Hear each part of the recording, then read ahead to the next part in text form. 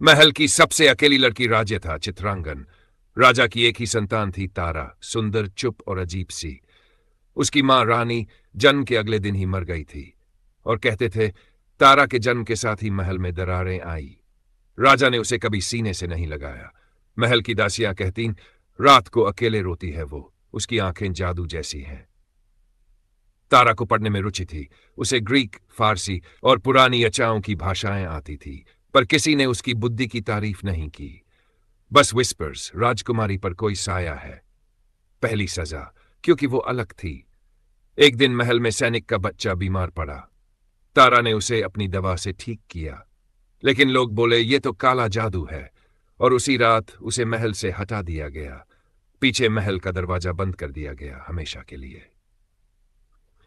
जंगलों की गोद में तारा अब अरण्य पर्वत के पास रहती थी, एक टूटी सी झोपड़ी में, जड़ी बूटियों के बीच, किताबों के ढेर में। वहां रहने वाले आदिवासी उसे डायन देवी कहते थे, पर डर से नहीं, आदर से। वो बीमार बच्चों की मालिश करती, गर्भवती औरतों को सुरक्षित प्रसव सिखाती, बूढ़ों के घाव धोती।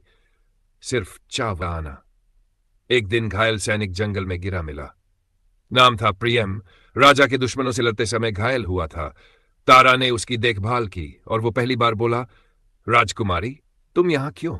वो चौंका कि ये वही तारा है जिसके नाम से महल थरथराता था।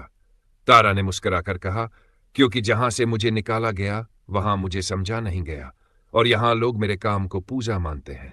प्रियम ने सिर झुकाया। तुम सच में राजकुमारी हो। प्रियम पूरी तरह ठीक हुआ, पर उसने तारा से कहा, मैं लौटूंगा राजा के पास, लेकिन तुम्हारी सच्चाई लेके जाऊंगा। राजा ने सुना और हंस पड़ा।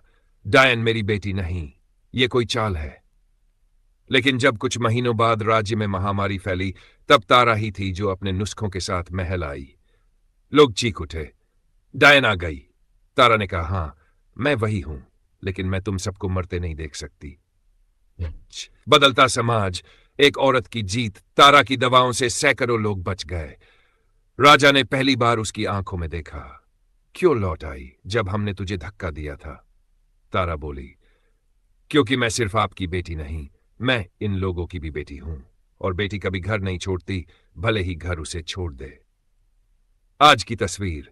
अब तारा राजकुमारी नहीं कहलाई जाती, वो जननी तारा है। जंगलों, गांवों और महलों के बीच की वो रेखा जो जोड़ती है। हर साल एक तारा पूजा, जहां हर लड़की को एक बात सिखाई जाती है, अगर तुम अलग हो तो तुम्हें जलाया नहीं जाना चाहिए, तुम्हें सुना जाना चाहिए। डायन कहे जाने का सबसे बड़ा कारण है कि औरतें डरना बंद कर दें, और जब कोई लड़की